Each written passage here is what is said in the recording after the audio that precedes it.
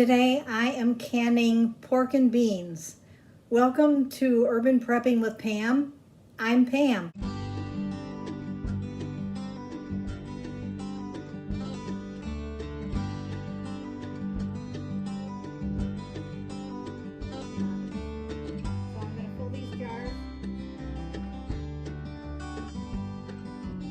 Water for projects like this, so I didn't use tap water.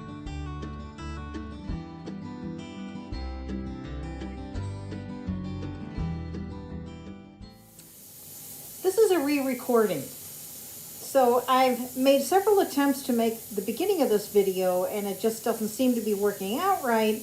And so now I've got the pork and beans on the stove and you can probably hear the canner in the background. I just set my timer for 75 minutes. So what I'm going to do is give you the recipe for these delicious pork and beans. Now I have adapted this recipe from several other recipes and I don't like my pork and beans too sweet.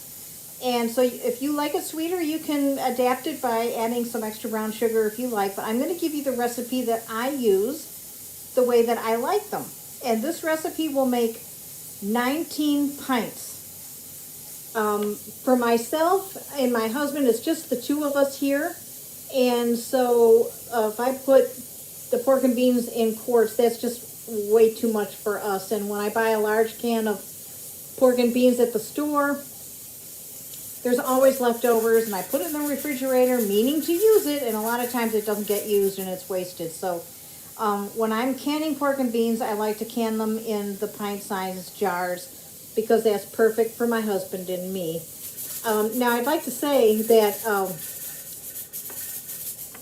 I've been purchasing pork and beans the last few times we've had them, and it really kills me to do so because I can make my own, and I should have some on the shelves, and I don't like to go out and buy it, but I just didn't have any on the shelves, and there's been a lot happening, and I haven't had a chance to can them. So I said to my husband, you know, this is it. I've got to make some pork and beans because it's summertime. We do cook out, and we enjoy having them in the summer.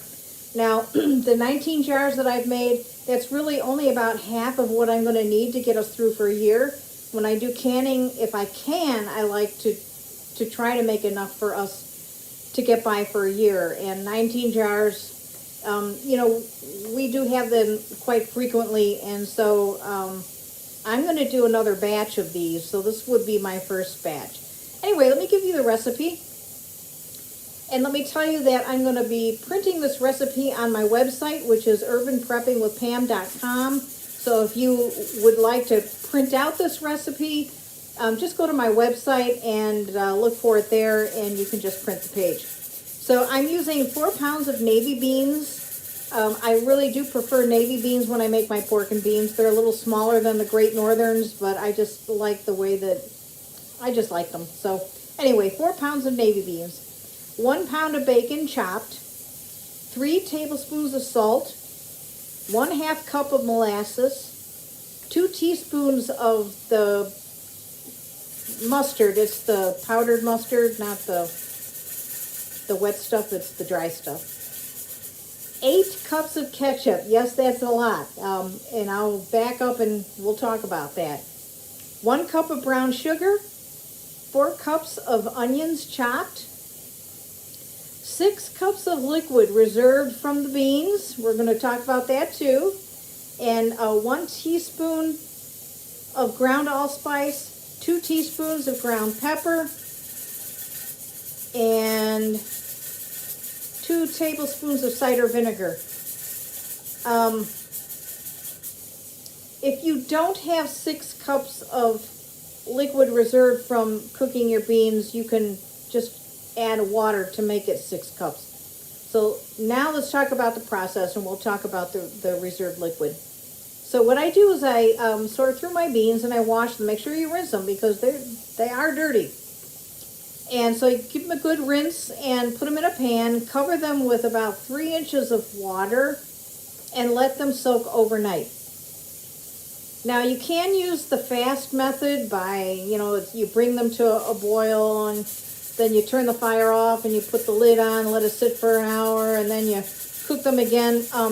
I prefer not to do that because when I use the quick method, it seems like the beans split and the skins break, and I just don't like that. I prefer it when I just allow them to go slower, and so I soak them overnight. And then in the morning, check your liquid, because if your liquid's down too much, you want to add some more. And then turn the flame on, and you're going to want to bring the beans up to a boil and then simmer them for 45 minutes. So you're not cooking them all the way. You're just cooking them part way, because they will finish cooking in the pressure canner. The 8 cups of ketchup. I buy the number 10 can of ketchup when I make my pork and beans, and I think I only paid $6 for it. It's in the bulk section of your grocer, and I think the actual weight of it is like 7 pounds, 3 ounces, but it's called a number 10 can, and so I just buy that. And yeah, I had ketchup left over, and if you have enough left over, I can just recan that. I really didn't have that much left over after 8 cups, so I poured the ketchup in a couple of mason jars and put them in the refrigerator. It's really not enough to recan. I would have 4 small jars. We'll see how I feel tomorrow. If I feel like going that route, I can certainly recan it. That way it'll be shelf stable for a longer period of time. So this makes, like I said, I've got 19 jars in the canner, plus there was another, enough that would probably fill another jar. And so we're just going to have that for dinner tonight, because I can only fit 19 smallmouth jars in my canner at one time. And so we'll just, we'll just have what's left over for dinner. So basically it does give you 20 jars, but I can't fit 20 in my canner. If you've got 2 canners, go for it. You can put them all in jars and can them all at the same time. I just didn't have, and I'm certainly not going to fire up my canner for 1 jar. So we'll just incorporate that into our dinner tonight. I also wanted to say that, I didn't have any pork and beans on my shelves. 19 jars isn't going to be enough. I really still feel that bad times might be down the pike. I don't know. There just seems to be a lot in the news and a lot going on, and I'm still feeling like I'm not prepared enough. And so take you to the section where I'm going to show you the ingredients that I'm putting into this recipe, and putting them all in the pot. Unfortunately, my husband came home while I was recording, and so it got crazy and I had to turn the camera off. So you're not going to see me loading up the jars. I just would like to mention, though, that after putting all this together, in filling the jars, it seemed like the sauce was not watery enough for my liking. Because the beans are going to cook further in the canner and they're going to absorb more liquid, you really want it to be watery. It was watery, but maybe I would have liked it a little bit more, but I'm just going with it the way it was. I could have added some water, and that would have been okay, but I just left it the way it was. And you never know when you're cooking beans. When you buy them at the store, you don't know how old they are. And so older beans are going to take longer to rehydrate. You have to be ready to adjust when you're working with beans. Never be afraid to add more water if you need to. If they need the water, they'll tell you. You'll see it. You'll see the water disappearing, and so just add more. That's what they're telling you, is they're thirsty. So you have to be kind of go with the flow when you're working with beans. And these beans seem to absorb a lot, and that's okay. That's okay. They're going to be delicious. And I hope you like this recipe. I really like it, and the house smells great. Now, when I loaded my jars, I did heat up the beans, but it's kind of like a cold pack. I heated them up enough so that they would be very warm. So when I put them in the canner, I only put warm water in my canner, not hot. So I let it come to pressure slowly, because neither of them, the water in the canner and the beans, they weren't really hot.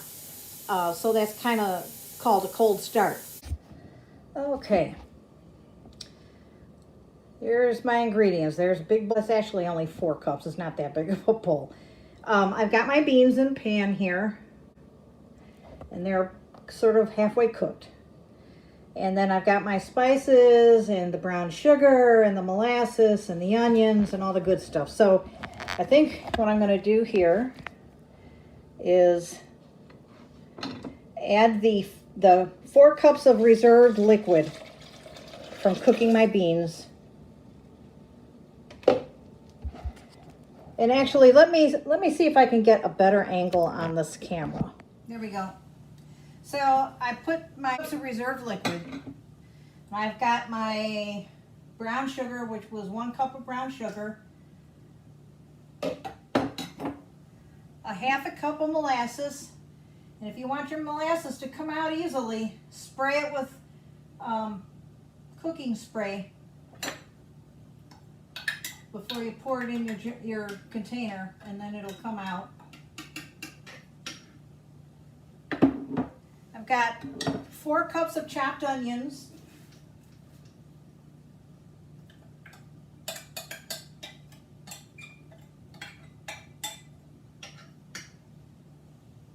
and I've got 1 pound of chopped up bacon,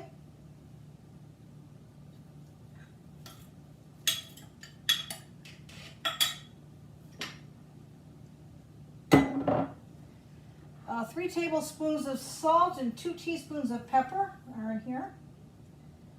And then this was a teaspoon of ground allspice, 2 teaspoons of mustard,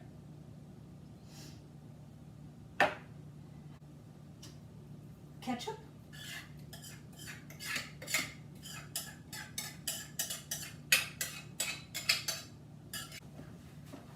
two tablespoons of cider vinegar. I'm going to eyeball it.